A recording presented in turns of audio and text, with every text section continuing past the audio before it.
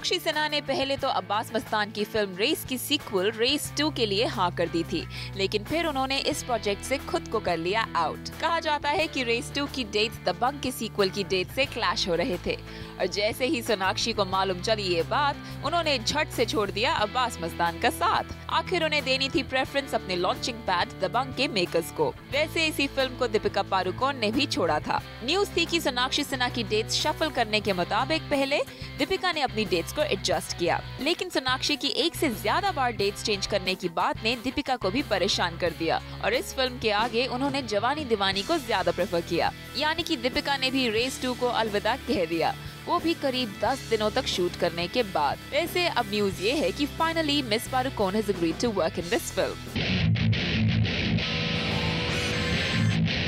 वैसे आज तो करीना कपूर मधुर भंडारकर की मच हाइप्ड फिल्म हीरोइन की हीरोइन है, लेकिन इसी फिल्म के लिए पहले करीना ने मना कर दिया था। रिपोर्ट्स थी कि Madhur had first approach Kareena for this role और करीना इस फिल्म को करने में इंटरेस्टेड भी थी, लेकिन वे वो चाहती थी कि फिल्म की स्क्रिप्ट्स में की जाए कुछ चेंजेस जिसके लिए मधुर तैयार नहीं थे और इस डिफरेंस की वजह से करीना ने फिल्म करने से कर दिया था इनकार। फिर ये फिल्म मिल गई ऐश्वर्या राय बच्चन को, लेकिन प्रेगनेंसी की वजह से वो भी हो गई इस फिल्म से दूर एंड फाइनली हीरोइन की हीरोइन बन गई करीना कपूर।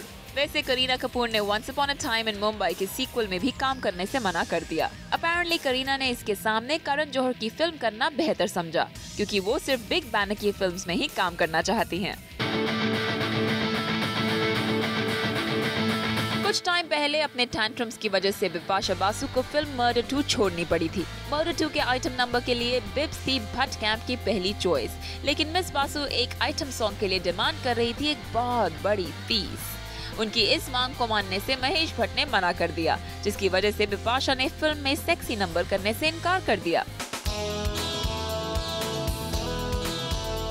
रिसेंटली खबर आई थी कि नो एंट्री के सीक्वल में सलमान खान करेंगे डबल रोल, पर अब न्यूज है कि सलमान ने इस फिल्म में एंट्री लेने से मना कर दिया है। कहा जा रहा है कि इसकी वजह है सलमान और फिल्म के डायरेक्टर अनीस बाज़मी के बीच आए डिफरेंसेस। वैसे डिटेल्स तो अभी मालूम नहीं है, लेकिन अनीस से हुई कुछ प्रॉब्लम के कारण सलमान ने फिल्म को ना कही है। वहीं ऐसे ही कुछ मिस्टीरियस रीजंस के कारण Ajay Devgan has opted out of the film Power. Rajkumar Santoshi की इस मल्टी स्टारर फिल्म के लिए पहले अजय ने हामी भरी थी, लेकिन अब न्यूज है कि वो इस फिल्म का हिस्सा नहीं है। स्टार्स की कमिटमेंट जो है वो थोड़ी गिरती जा रही है, वो हाँ बोलते हैं और फिर भाग जाते हैं। Why do you think? Producers, right? The poor producers. Why do you think it's happening? Well, not really these days. The producers are not very poor, and Supreet, don't forget कि पहले जब कोई पिक्चर आती थी, अगर वो hit हो गई तो everybody would hear about it. अगर फ्लॉप हो गई तो वो चुपचाप चली जाती थी।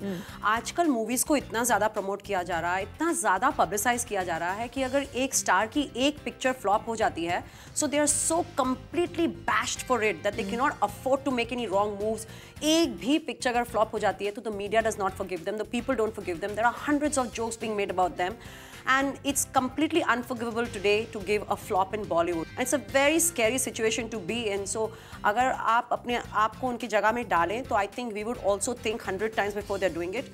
Also, they're very commercial where they think giving dates means each date means so many crores and so many lakhs. पहले pictures एक डेढ़ साल में एक picture बनती थी, so they don't have room to be that flexible. So I think here I'm with the stars.